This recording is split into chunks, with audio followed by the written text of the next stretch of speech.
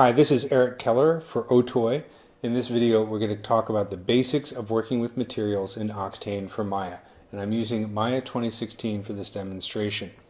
Let's open up the Hypershade. We can go to Windows, Rendering Editors, Hypershade, or click on this button right here. Either way, we'll open it up and bring it over.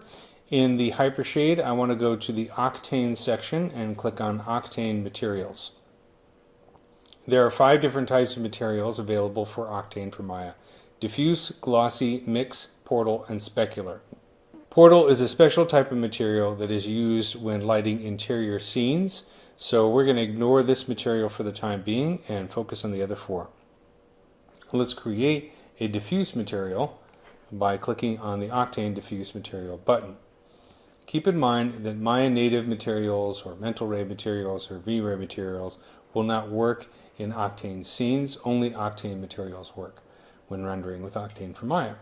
So let's select our diffuse material here, and I'm going to name it diffuse matte. Nice and short. And let's select it. And in the attribute editor, we'll set the diffuse color to a red color.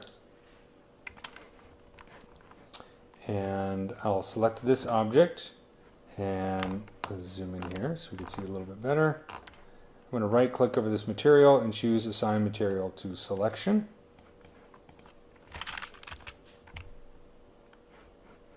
And let's make sure Use Default Material is turned off. Now we can see that red surface there. Let's create a glossy material. So I'll click on the Octane Glossy Material button, and we'll call this Gloss Matte. Let's set the diffuse color of the glossy material to green. And we can another way to apply material is to middle mouse button drag it on top of the object, so now we can see it there. And let's create a specular material. Make sure we can see it in the Hypershade. Zoom in here real quick, and we'll name this Spec Matte. And middle mouse button drag this on top of this object. And then finally we'll create a mix material.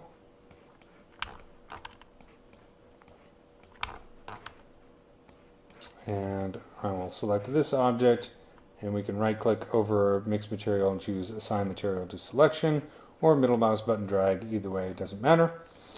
Let's talk really quickly about how these materials work. So the diffuse material, let's actually do a render here. So I'll choose Windows, Rendering Editors, Render View, and let's pull it over here.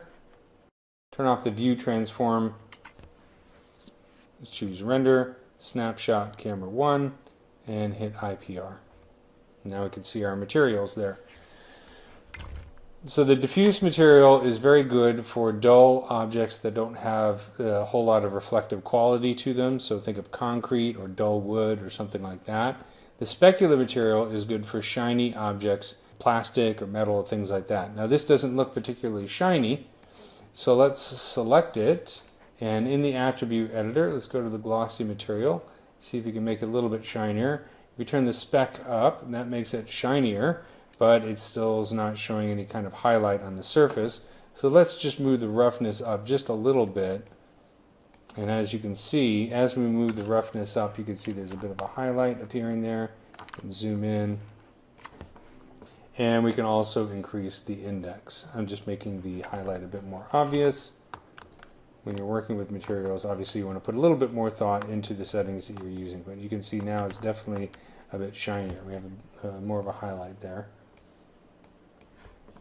The specular material is transparent and refractive.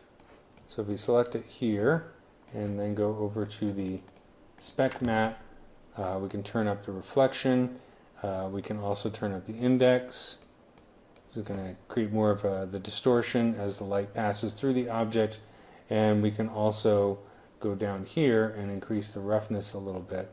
So now we can see the highlight appearing on the surface. And with the mix material, if we take a look at the object, and let's go in the attribute editor to the mix material tab, you can see that the way that the mix material works is it allows you to mix any two other Octane materials together, and the amount slider determines how much they are mixed. So if I go to the hypershade here, and we have the attribute editor for the mix material open, I'm going to middle mouse button drag diffuse material into material 1, and middle mouse button drag glossy material into material 2. And the result is going to be a yellow material, because green and red make yellow with computer graphics. And if we adjust the amount slider, you can see as I move it one way, we get more of the green specular material. If I move it in the other direction, we get more of the red dull material, and then we can have everything in between.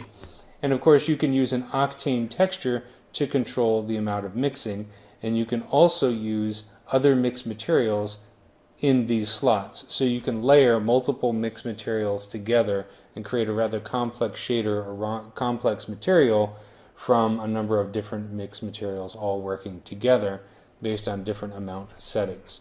So that's the basics of creating and applying Octane materials in Octane for Maya.